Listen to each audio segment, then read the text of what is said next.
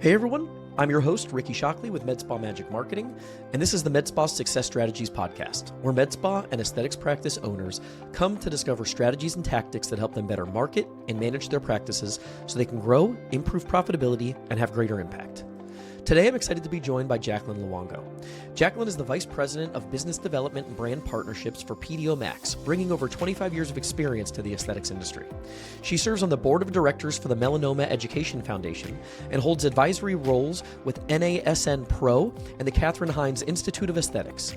The author of Successful Selling in the Beauty Industry and a contributor to Pulse magazine, Jaclyn also volunteers with the Global Wellness Institute and ISPA. She focuses on empowering aesthetic and med spa businesses to increase revenue through strategic retail sales and business development initiatives. So today we're talking all things vendor relationships, how you as a med spa owner can take advantage of your vendor relationships, and some of the things you might be missing to help you level up the growth and success of your med spa. So I guess, Jaclyn, we had a whole series. You and I probably, our first conversation could have been recorded as an episode. Right. That happens sometimes. I should have just done that in the first place.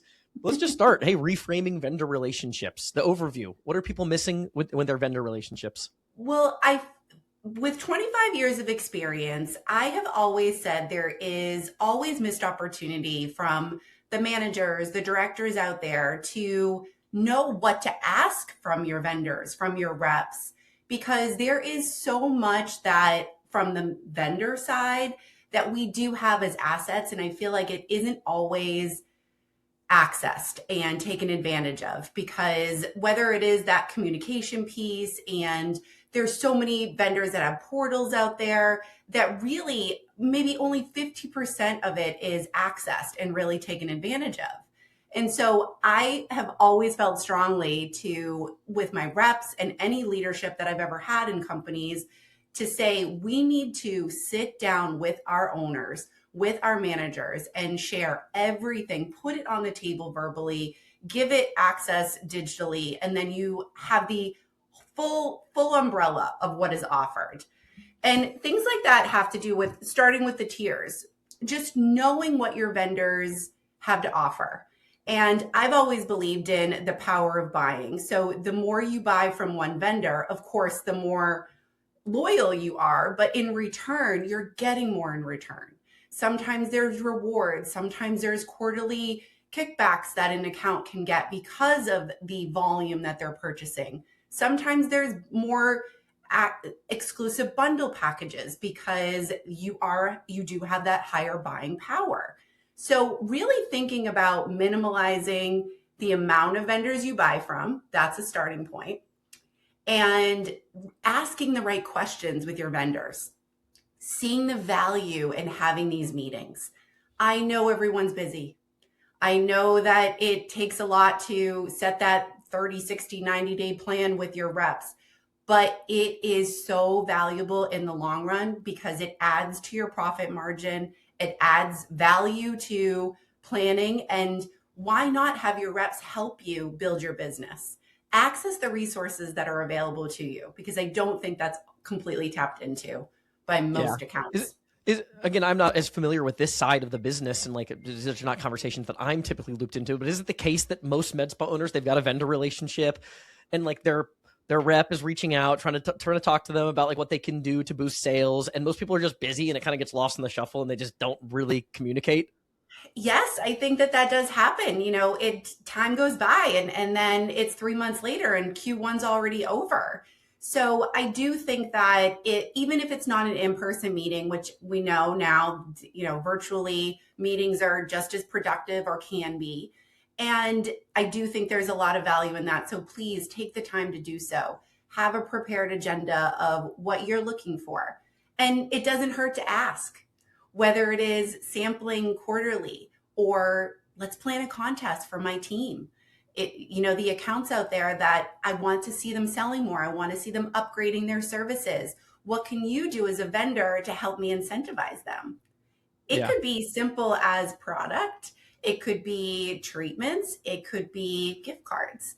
There's so many ways to get creative, but working with your reps, working with your vendors it really adds to motivation for your staff and revenue for sure.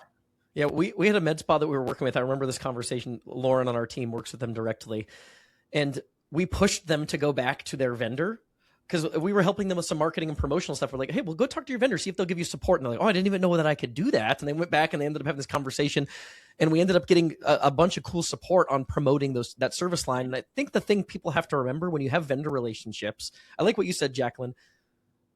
I think there are certain places, like let's talk neurotoxins, where you probably want an established relationship to some extent with the big players because that's where a lot of the demand is and the name recognition. But you do want a pretty narrow list of the things that you believe in, that you want to sell, because as you consolidate, you get extra buying power. You're going to get more buy-in, more support from your reps, better alignment. And you have to remember, your rep is, yes, in a sense, their job is to sell you more of the product, but the way that they do that successfully is perfectly aligned with your growth as well. Like Absolutely. them being more successful requires you being more successful. Yep, absolutely. It's very synergistic. And then they are spending more time. They are allocating the event space for you. It's a give and take in that sense. Absolutely. And the other piece to that is, as you scale your business and you start to grow, it is much harder to buy from 15 vendors. So why not really look at it, whether you are more in that 1 to 5 year period or even further, you start to see it's so much easier for inventory purposes and that buying power to try to partner with vendors that have a full range of product that you will purchase. Yeah. So takeaway number one is communicate regularly with your vendors, because you're missing an opportunity to level up your ability to sell and to get support to make those initiatives more successful. It seems like that we all get lost in the shuffle. The more vendors you have, the more likely you probably are to be blowing off those calls. This is not your Google Ads rep calling you to tell you give you some bad advice on how to run Google Ads. This is somebody that's perfectly aligned with your sales objectives and trying to help you sell more of the things that you're already offering in the service or in your spa if you have that relationship.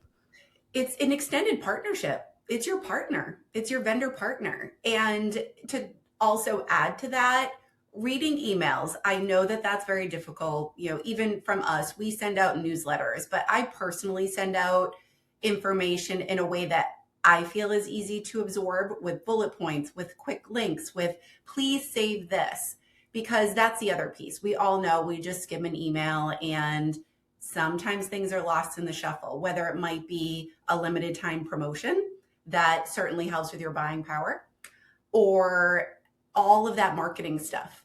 I would say probably 100% of your vendors have some sort of marketing portal where you grab your graphic, you can post that on social media, where we create these toolkits. At least from our standpoint, we've had a toolkit for our providers since we started, because we wanted it to be plug and play, from assets, information, posts, testimonials, before and afters.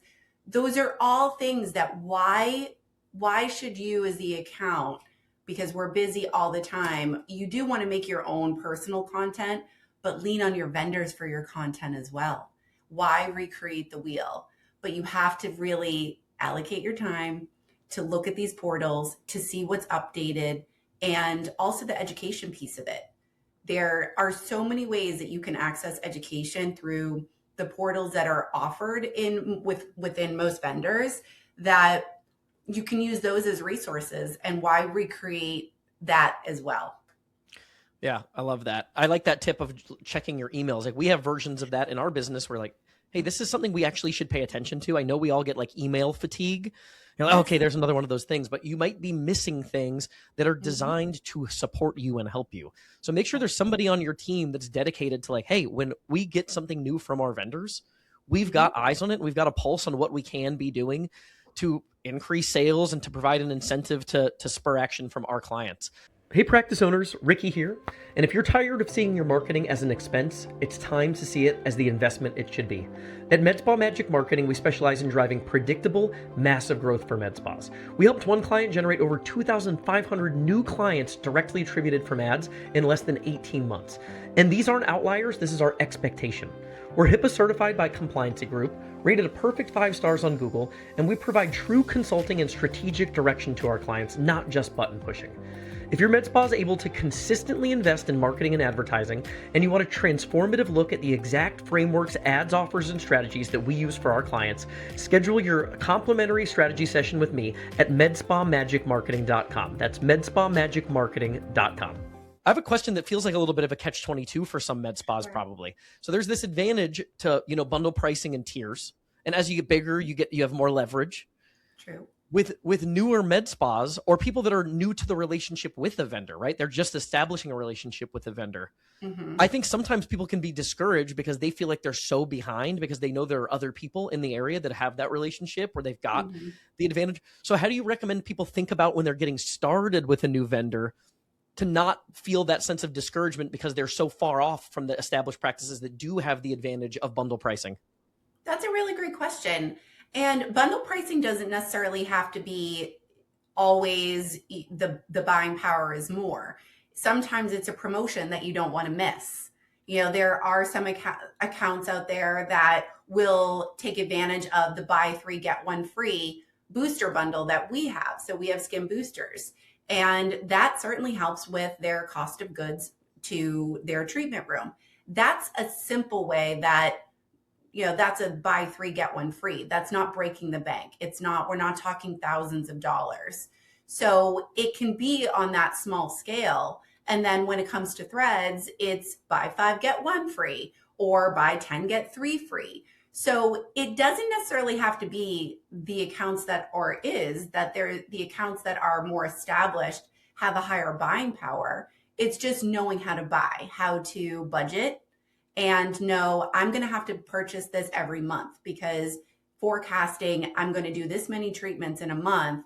So you plan ahead to be able to purchase in that more bundle packaging, not purchasing every 2 weeks, but purchasing monthly, maybe every 6 weeks, depending on your inventory flow. So whether you're just starting off or have been in business for a long time, there are ways to access bundle pricing and added value. A lot of accounts will ask when they first start working with us, do you have an intro offer? And there are a lot of times we do. We offer conversion packages, convert to our threads and you get X. So there are ways, and just in sales in general, because I am in sales, it doesn't hurt to ask. The worst thing that can happen is say no from my end to you and from you to me. So why not ask? Yeah, ask and don't be afraid to dig and poke a little bit because, you're working with a new rep, a new company.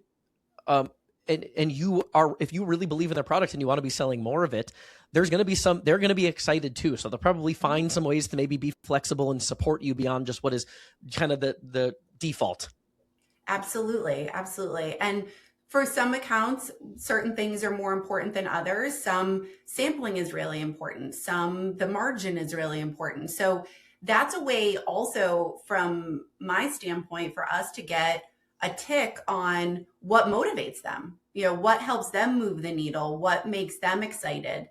And the only way to do that is to communicate and develop those relationships. And that's why I think initially those meetings are important, whether they are in person or, virtually. And I always have encouraged. So at one point in my journey, in my career, I worked with an aesthetic school, and I always used to say, never stop learning and go to the events, show up, network. So there's vendors out there that offer these really inspiring events and dinners. Go to them, especially in the beginning, because that's where you're going to meet people and hear what they're working on and what their wins are or losses, and learn from it, learn from each other. And that's also where a lot of reps help to make those connections, and then you make those stronger connections with your representatives that I feel like that you stick with them for a lifetime in your career. And no matter what brand they work with, then you follow them. And I love that. We talk about that on the business to client side. This is still very much, and so many businesses are, especially if you're a service business, it's based on relationships. And that's not just true for you and your customers as a med spa. It's also true for you and your vendors. And there's an enormous value to deepening those relationships. You talked about limiting the amount of vendors, probably a good idea. I think that goes hand in hand with having some sort of consolidation on service offering. Yes. It seems to me like there are a lot of med spas that they just see the new shiny thing and it on paper looks like a new revenue opportunity. So now they've got like 19 different services, most of which are not selling. It's too much information for their clientele to even digest. There's no clarity on like, hey, are these the things you truly believe in? So do you think that there's just a general value in avoiding shiny object syndrome and making sure that you're because if you see your vendor as like an adversary where they're just trying to pitch you product, it probably means you don't really believe in the product line. If you believe in the product line, you probably won't see it that way. So just the value in selling the things that you believe, a smaller list of things that you actually believe in. For sure. And again, it makes all of our lives less stressful if there isn't I compare it to the Cheesecake Factory menu. I don't know why I use that comparison, but it's very overwhelming. And so not only is it overwhelming for the owner, manager, provider of all of these offerings, but then I think it then trickles to the consumer, to that patient, to that client. Well, I don't know what I need. I don't know what I want. You have a menu of boosters from exosomes to PDRN. Like it becomes overwhelming. And then where's your niche? Yeah, you're making it harder on your provider too. Exactly.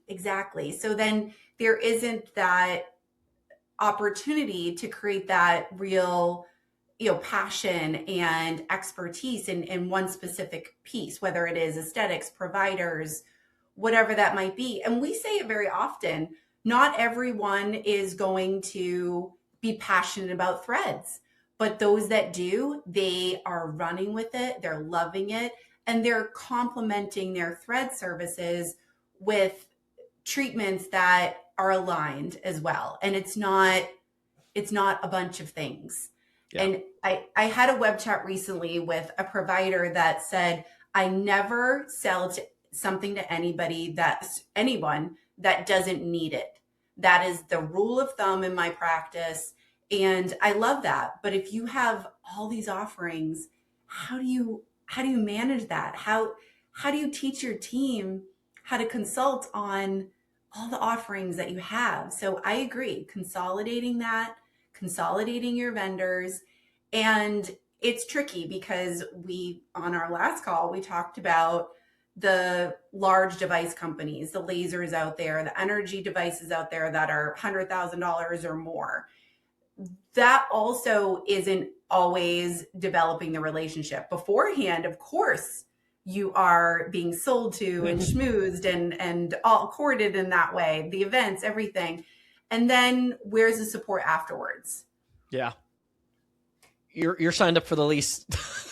Yeah, exactly. Like maybe then you then see another rep for the consumables where, there's something about what we do where not only are we focused on training that doesn't have a huge high ticket price, but it has high value, that we're not selling, dropping, leaving. Like you have to stay in touch with us to keep that support going and grow to the level 2 and then maybe even the level 3, where with devices, it sort of is that one-shot thing until they come out with a new shiny thing. Yeah, that makes a ton of sense. And I love the menu example. I don't know why I've referenced this show like probably 4 times on the podcast, Bar Rescue, with this guy, John Tapper. And it reminds me, he used to go in and he would talk to the restaurants about like, hey, this menu is too big. Be good at a few things. Think about this. Think about the message you're sending to your clients when you have basically an unlimited service menu. I think the message that it sends is we're chasing revenue addition opportunities. We're not selling a core list of services that we believe on and expanding strategically. We're just trying to have everything. And how confusing is that? If you go to a restaurant that has that, like the Cheesecake Factory menu, or like we've got a local sports bar we just went to in my town. There's just a million things. It's like, what are you good at? Oh, no. Every single thing on that menu is just average. When you go to a restaurant that has a more refined menu, they've made the decision that we're going to be good at these things. And I think it gives you extra credibility. And like, just like the provider, your waiter knows, hey, we got this, and this. These are the things we're really known for. That's also really good. But it's not like, well, I don't know, you pick. Absolutely. And I also think that then it's lost in translation of really what they need if there's too much to offer. I think that you almost lose that authority in a way if also, our industry, Ricky, we know there's so many trends, but I also think there's a lot of science backed ingredients and technologies that are here to stay, and they have stayed. The basics of the basics. I always say I still love dermaplaning and I love microdermabrasion as long as you're using some really quality ingredients post treatment. That's your starting point, and now you boost it even more. Where when I first graduated aesthetic school 25 years ago, we didn't have those ingredients. We didn't have access to this real science-based results products that you can use in treatment and at home. So not following the trends, I think that also is an important piece, because you're investing in it and then you end up holding onto inventory that ends up getting expired. Yeah. If you're following trends, at least understand the downside risks. Like that's where devices get a little scary. If you're following a trend based on a $200,000 device and that goes, gets one, we've seen this with a lot of product lines. They get one little blast of bad PR. Now nobody wants it and you still have the debt. Absolutely. So tons of risk there. Two things on the vendor relationships. Sampling. Any thoughts on samples that we didn't talk about and how to take advantage of samples from vendors? So I would say that when they have certain packages available, sometimes samples come along with that. But again, it doesn't hurt to ask, hey, if I add this to the order, can you put some samples in for my team? Or I'm doing an event and I have 30 swag bags I need to fill. What can you offer me? Whether it is something that the rep could be there in person, depending on the relationship, or a raffle, or something that you can collaborate with and partner with. And sometimes that's also on social media. Don't forget, you just mentioned the tangibles, but I even mean the visuals. Like, how do you partner together on social media, whether it is partner announcing something on an Instagram live from the vendor, myself, maybe Gio, our owner. We've done that to launch a brand, a component of the brand, and get the buzz out there. That's the best way organically to grow. Yeah. And you can't get the buzz out there. Back to having 97 different product service lines. It's really hard to do that 97 for 97 different things. Right. Anything with event support that you feel like people miss, or that you see as just kind of like, what should people be looking for in terms of potential event support from vendors, and how does that typically work? So again, it depends. If you are a retail product, then you most likely at some point need to do an event to help with sell-through. I think that there is different layers of what you should be asking for when it comes to events. One, let's rally and make sure everybody's trained up and ready to go prior to the event. They understand the product, they understand the benefits, how to consult with it, how to sell. And then events, I think, have become stressful for some because they think they need to invest all this money into food and drinks and promotions and things like that. I have seen some of the most successful events be some champagne and sparkling water and little bites, and there being rooms set up where one of your vendors might be able to do a treatment and there's a rotation. So it's almost like this open house, but that there needs to be an ask, and the ask could be a series of XYZ and there's a percentage off, or put a deposit down and you get this percentage off the full series or the package, or memberships. So that's where I've seen it be the most successful. Of course, you're selling product at that same time, but be prepared. Be prepared to ask. Be prepared to have someone at a retail station selling, and that's their post and treatment areas. And lean on your vendors to hopefully be there to help be the expert and say, this is why our brand is so great. And usually that's what creates more urgency for the purchase of these series or memberships, depending on, whatever the goal might be with it. But make sure the goal is clear to the rep, to the vendor, and also the team. Talk to people where events, it seems like they can go in one of two directions. I've talked to med spas that they love doing events. They always seem to be really successful. And then I've talked to other practices that try to do an event and it seems like a miserable failure. Mhm. Any insight as to why there's that discrepancy between, hey, these things can work for some people and other times they don't? Is it they're not established, they don't have relationships with patients that are deep enough? Like, is there some, they're not marketing it properly? What are the things that you see that usually go wrong or right?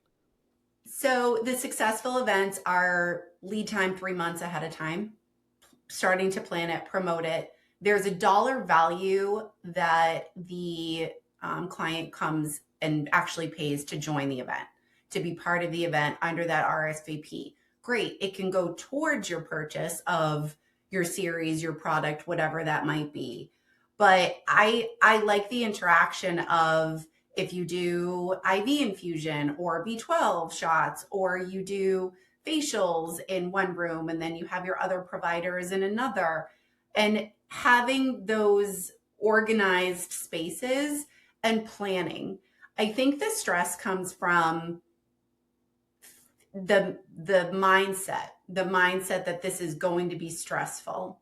And if you give a job to everyone, you're delegating and everyone is organized, it runs really smoothly and it can be a lot of fun, especially the ones I've gone to as a patient or as a client and not working it. I have so much fun connecting with women that are my same age, same life time, and it's a great way to also get out there some night and be social. So taking the pressure off of it is good, but making sure you're over prepared, because then there isn't much to stress over. Yeah, that makes sense. I like the 3 month lead time too. I feel like a lot of people make these decisions on a whim and then they try to cram something in and then it doesn't go well and then they're Doesn't scarred work. and don't do it anymore. Yeah. Yeah, absolutely. You need time to plan and promote it and do reminders and personally invite people. I think that that's also, please come to our event where this is what's going to be happening, and share that there's exciting giveaways and raffles, and get your community involved.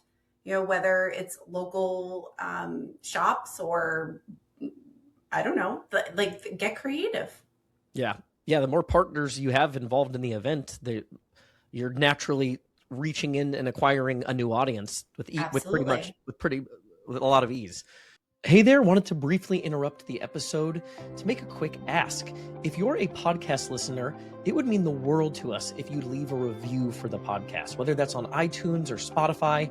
It's something I hadn't really remembered or thought of asking for, but it does help us show up more frequently so that we can reach more people with the information that we're providing. So it would mean the world to us if you'd leave a review on iTunes or Spotify, if you're listening on audio. If you're watching on YouTube, make sure to hit the subscribe button so you're in the loop for future videos and you don't miss any of the content that we're putting out. Shifting gears to memberships and series sales, you had a note on there for discussion. Thoughts on just memberships, how to make those successful? Yeah. So I have a lot of accounts that tap into our bundle pricing because they have memberships.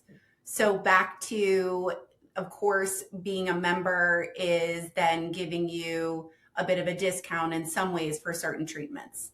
And then sometimes in that membership, depending on the tiers, you're getting potentially something free each month when you come in for your service. That's part of your membership. Have a planning meeting with your vendors and say, this is my plan, this is my tiered membership, and I plan to put microneedling with skin boosters as my top one.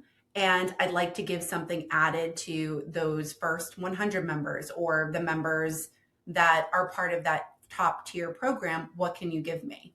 And that's sometimes where maybe a boost of a sheet mask, or maybe you're adding on an LED panel, you're adding value to the membership, that you're working with your vendor to get access those products that are costing you dollars instead of $40, $50 cost of treatment for that add-on. So Yeah. trying to find an item, a product that has high value of results, but is costing the account, costing the med spa, the business, very few dollars, but the persona of it is high ticket value. Like, I need Yeah. this and I need to be part of the membership so that I get this.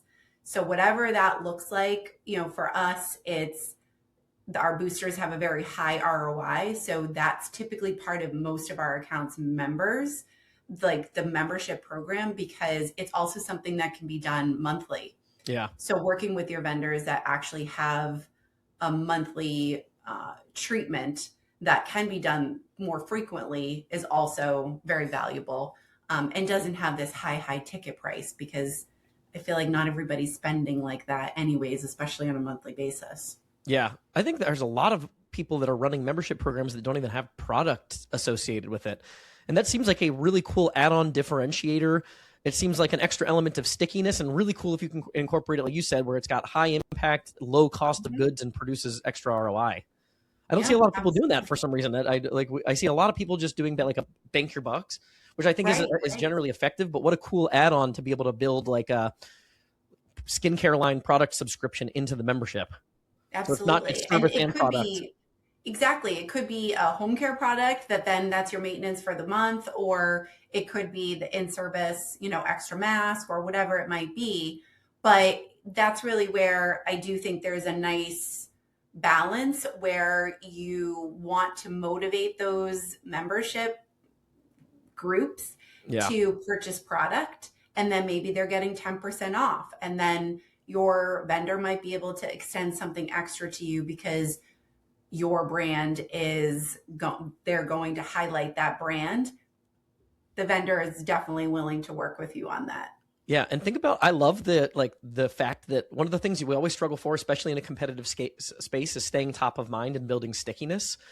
Mm-hmm. If you've got a treatment plan that somebody's on that includes product, you're reminded of you every single day, week, month, in between visits of the membership. So it's not like, they're in for their visit and then we're out of sight, out of mind until their next appointment. We're now integrated into their skincare routine in two different areas. I like that a lot. Absolutely. It's a synergy. Yeah. So you spend all this money on this amazing in-service treatment, and then you go home and you're using a drugstore brand. It makes no sense. The maintenance of it, you're not going to get there that quickly and at the right pace if you're not using the synergistic ingredients at home. And so it makes the esthetician's job better, the provider's job better, if you are incorporating the ritual at home, which of course we're not putting in the hands of our patients and clients the same percentages, but we are able to incorporate the maintenance so that when they come in for their next treatment, they're getting an even better boost in benefit and that result. Yeah, I just like the idea. We always talk about in the consults, not just rubber stamping service treatments, but giving them a treatment plan. I feel like that takes it to another level where they really feel like they're on a comprehensive treatment plan that includes different modalities. They're doing topical, they're in office for services, and they're on this like journey instead of just coming in for a service and then being out of sight, out of mind, like I said. And then forgetting about it. It's true. It works that way in the hair care world. Women get their hair colored, and then you need the maintenance shampoo and conditioner so that your color doesn't fade in between your color services. Yeah, my wife has that giant purple bottle in our shower that... Yeah, she's a blonde. Yes. So it makes sense. So why in the skincare world has that not 100% caught on yet is like just mind boggles me, because taking care of your skin is so important, because we then end up seeing these patients that didn't wear the sunscreen, didn't have the maintenance, and then you're investing more to fix the problem versus getting to maintain it all the way along. So you kind of need less work if you're maintaining your optimal skin health, and you have to do that at home. 50% of the client success is what they do at home. So why not give them an incentive to buy from you and not Sephora or Ulta? Not that those brands are bad, but we're the professional. We have professional, high quality ingredients that we work with in treatment and at home. Yeah, I love that. Good branch off into the conversation about how estheticians and medical providers, I think, can work together here. So I know as an esthetician yourself, that's your background, we've talked to our clients about this, and I think the businesses that are most successful, there's really, really good synergy and teamwork between estheticians, medical providers, nurse injectors. Your thoughts on that and how these two things go hand in hand? I think that kind of goes a little bit into what we just talked about. finally, like finally this is happening. And years ago, it wasn't. They were working not, they were not aligned. It wasn't, they were working kind of separately and not necessarily against each other, but there wasn't this synergy. And now I'm seeing estheticians and providers sync up, and it's making businesses stronger. It's growing retention because now those patients and clients are coming in for both components, and they kind of work off of each other. They complement each other. And especially in those events that we were just talking about, there's room for the esthetician treatment. And then there is room for that more advanced clinical. And so why not have them finally work together, and you're doing your advanced clinical services that are not things that are treated every month. And then you are seeing skin specialists to maintain those results. And when you do those more advanced services, from thread lifts to different laser treatments to even facelifts, your skin quality really does impact how great those results are. So we've always thought that that was a missing link here. And now I'm finally seeing it happen. And everybody's working together, respecting, those buckets of what we do best. And again, that goes back to niche and expertise and passion. And there's room for all of us now, which is so cool to see. And I see that with PDO Max. It's a medical device company with PDO threads, but in the aesthetic world. But we also now have aesthetic skincare for home care and skin boosters that can be used by providers as well as estheticians. How cool is that? Yeah, I love that. It's like the difference between being a med spa that's the restaurant where you just have a menu that people come select, and being a coach and the personal trainer that's giving them a comprehensive treatment plan. And I think it requires you to weave these two things together, right? The aesthetics, the product lines and the topicals, and the service treatments, and all of those to blend together to create a treatment plan for the client, instead of just rubber stamping like, hey, we have a menu, just pick what you want. We're the coach, we're the guide, we're the personal trainer, and those things need to work together.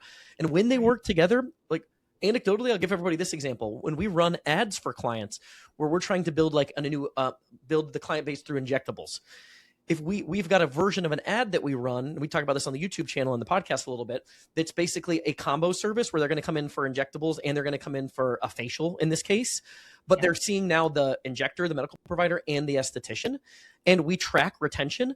Though that specific introductory offer has the highest retention because they've built 2 visits with 2 different providers into the experience, and now they feel integrated into the practice, and they're kind of bought in, they're on a treatment plan instead of just getting a service rubber stamped. Oh, absolutely. And there's statistics from many years ago from the retail world is that a client or patient is 70% more likely to come back to you if they purchased a product from you. And that I came from the hair world many years ago, in that the stylist industry. And that was exactly that. If you put a bottle of whatever it might be home with them and in front of them, now they're thinking of you when they need to replenish it as well. So it's the same thing. Like you said, the bathroom counter is your vanity. That's the product. They're thinking of you for your treatment. And now they're thinking of you for the product that they need to replenish or come back to receive. And it also ties to the expertise world. So estheticians, those injector providers, the hair world was the same way. Some are color specialists and some are cutting. So why not just follow that passion and keep yourself in that realm, but really collaborate together? And that's where you're getting the best result. Yeah, I love that. Jaclyn, thank you so much for sharing. I think these were great insights, give people some action items, some things to think about, how to take advantage of the vendor relationship, to integrate both the skincare product lines with service offering to create more stickiness. Where can people learn more about PDO Max, everything that you're up to? We'll make sure all this stuff's in the show notes too. Absolutely. Thank you so much for that opportunity. I think that, well, first off, you could see pdomax.com, follow us on any social platforms as well. The newest brand that I was speaking about is Loom MV Skincare, and We do have a Glow Between kit. That is exactly what we were talking about earlier. That is that in-between spa experience, from your treatment room to home, that Glow Between. And I think what I'm most passionate about is, of course, this company, and you and I have talked about this before, is run by women that I really inspire me, and we care about the clinical confidence of our accounts and training. I think that's also another piece that isn't always at the top priority for from your vendors, and that is from us, and that's important to me, and why I'll go on any platform and educate, or get on any Zoom and talk about how much I love the product and love working with this company, because of the support that we give from the starting point to 5-10 years down the road. And that's important to partner with someone that way. And that was important to me as a leader in sales and within this industry. So pdomax.com, loopmvskincare.com, and follow us on social too.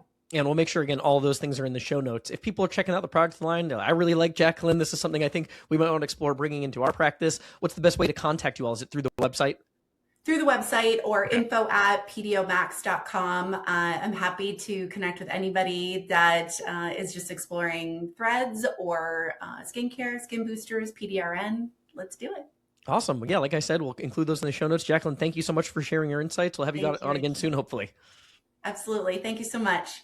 Hey, something fun we're going to throw on the end of this episode. After Jaclyn and I stopped recording, we had a follow-up conversation closing out the episode where we talked about practices just that are generally not as successful with product sales, and Jaclyn's thoughts and candid insights on how to help your med spa increase product upsells to add profitability to your practice.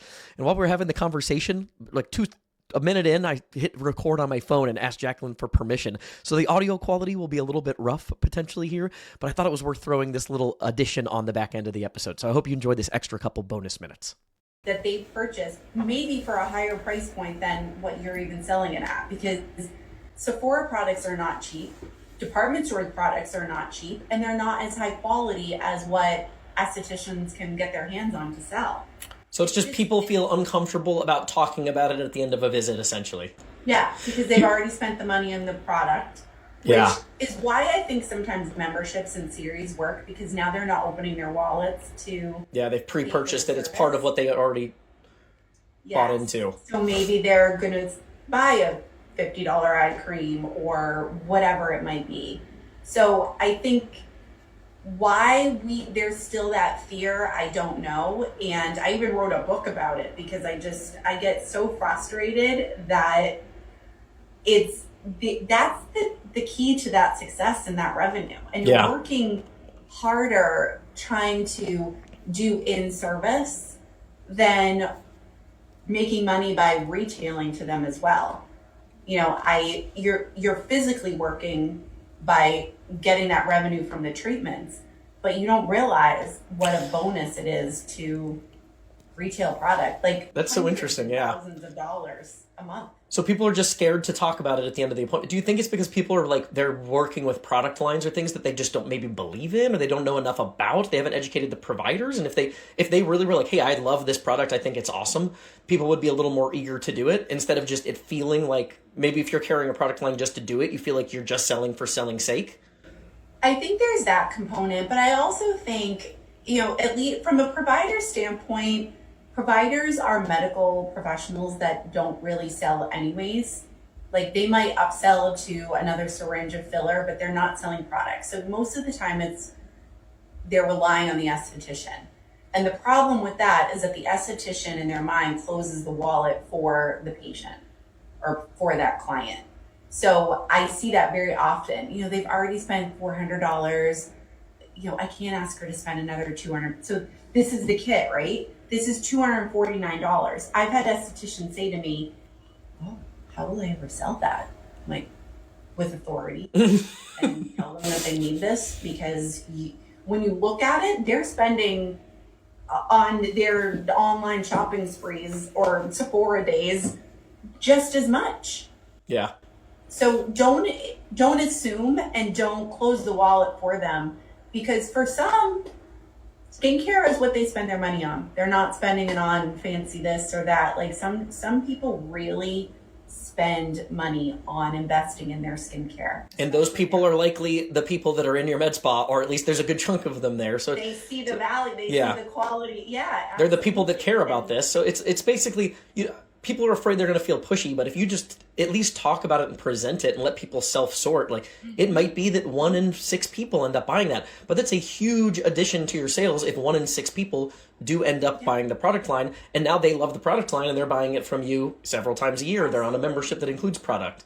Absolutely. And that's really where the owner of the spa needs to give them 20%, maybe do a tiered contest and tiered just goals. Like maybe it's a team-based pay thing, or maybe it's a, hey, if we sell this much in retail product for the month, everybody gets whatever. Everybody's making more money anyways. So it is that. I think that there's less focus on retail sales for whatever reason, unless you're in the retail department. And like that's a whole other sharp world where I started off in Chanel 25 years ago. And if you didn't make your goal, you're in trouble. Yeah. So that's so like interesting. You did everything that you could. So if you know that's part of your job and don't get lazy with it and you just keep building on it, you'll do it. You'll get it. Yeah. That's awesome. That's good advice. Yeah, I think it's important. I feel like the patients already have. Yeah, I love that. Thanks everyone for tuning in. This podcast is a production of Med Spa Magic Marketing. If your med spa or aesthetic practice is in need of digital marketing services, help with advertising on Facebook, Instagram, Google, lead generation, and booking more appointments, please visit medspamagicmarketing.com.